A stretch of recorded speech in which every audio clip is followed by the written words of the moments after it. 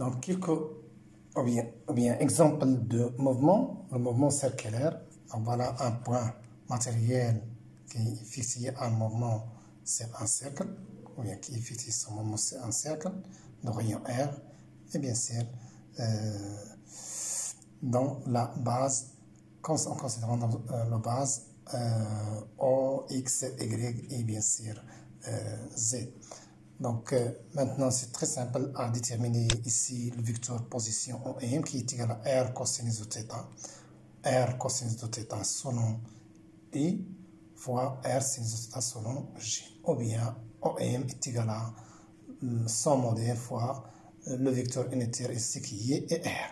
Voilà. Donc le vecteur vitesse, c'est la dérivée de OM par rapport au temps. Donc directement c'est la dérivée de ds par rapport au temps selon tau, qui est égal à V fois tau, qui est égal à R dθ sur dt fois tau. C'est très simple ici. Dans le cas d'un mouvement circulaire uniforme, nous avons considéré ici une base qui est locale, dite base de Freinet. Voilà. Maintenant, la base considérée ici, qui représente un trièdre direct, et R tau K, qui est un trièdre direct, et E tau est égal à K fois R. Donc la vitesse de M par rapport à R, c'est DOM, c'est dt par rapport à dt, qui est égal à V fois tau, qui est égal à R oméga, bien sûr, le cas d'un mouvement qui est circulaire selon tau, donc V est égal à R fois oméga, donc tau est égal à K vectoriel et R, donc R oméga K vectoriel, donc est égal à oméga K vectoriel R. Donc ça, sachant que oméga est égal à oméga selon K et OM est égal à R. Donc je peux écrire que la vitesse qui est égale à DOM sur dt est égale à oméga vectoriel OM par rapport bien sûr dans la base R. Voilà.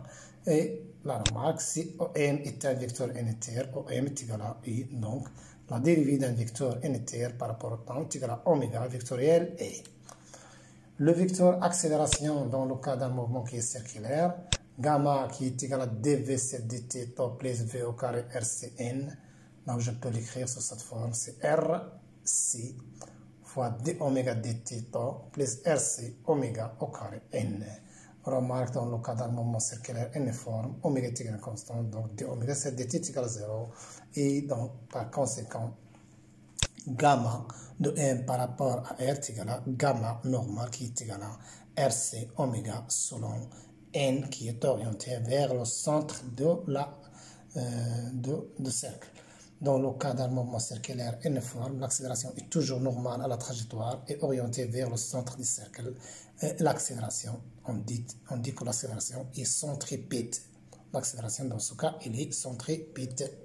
Ce sont des mouvements à force centrale. Donc, exemple, toujours dans le cadre exemple de calcul de rayon de Corbière, on reporte dans ces équations de l'expression de RC. RC est égal à V au carré sur gamma au carré moins dv sur dt au carré. Et donc, V r θ point au carré sur R au carré θ point au carré plus R au carré θ 2 point au carré moins R au carré θ point à la puissance 4. Donc, tout ça nous donne que RC est égal à directement le rayon de cercle qui est R. Bien sûr, c'est très simple. V, c'est R θ point, le taux au carré. Alors, gamma, que nous avons déjà déterminé, c'est R au carré θ point à la puissance 4, plus R au carré θ 2 point à la puissance 4, moins dV sur dθ au carré. Donc, c'est R θ 2 point au carré, le taux au carré. Donc, je simplifie, je trouve que le rayon de Corbière directement ici est égal à R dans le cas d'un mouvement circulaire. Mouvement rectiligne. Donc, le mouvement rectiligne, sous-entendu, le rayon tend vers plus l'infini. Le rayon de Corbière tend vers plus l'infini, bien sûr. Et le vecteur position directement ici, c'est un mouvement qui est vecteur selon un axe. Donc, OM est égal à le modèle OM fois I qui est égal à XI. Donc, la vitesse, c'est x point I. Donc, dérivée de la vitesse par rapport au temps, c'est x2 point. Et gamma, c'est x2 point fois I. Donc, Donc c'est très facile. Dans ce cas, RC c'est V au carré c'est gamma au carré D, le modèle de V au carré c'est dt. Donc θ point V ici, V au carré, c'est quoi? C'est x point au carré ici. Hein? C'est x point au carré, pardon. Donc c'est x point au carré. C'est x point au carré.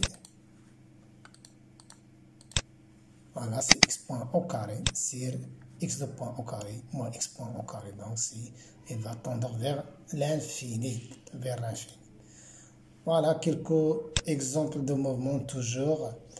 Mouvement rectiligne dans un repère R, un point matériel M est animé d'un mouvement rectiligne si sa trajectoire est droite. Ici, le vecteur position M, point fixe dans R.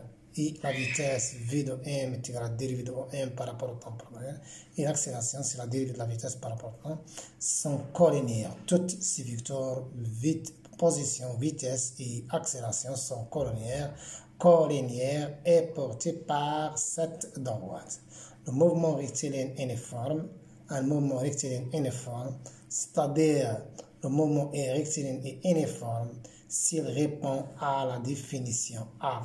Ici, on place le module de la vitesse est constant, c'est-à-dire que le module de la vitesse est constante. Ainsi, pour un tel mouvement, nous avons le vecteur vitesse est égal à le vecteur constante.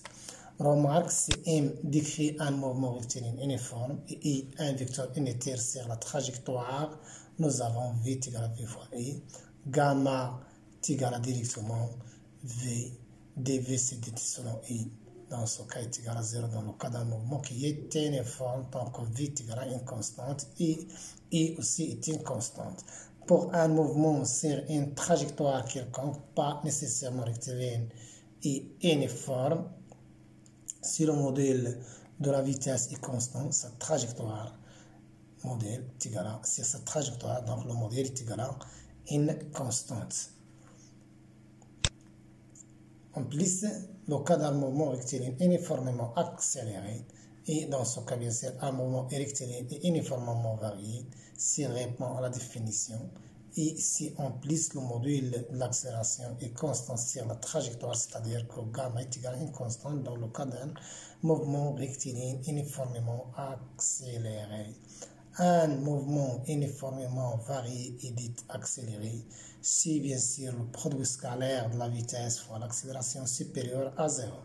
Et un mouvement uniformément varié est dit retardé si le produit scalaire de la vitesse fois l'accélération est inférieur à 0, c'est-à-dire ayant un sens qui est opposé.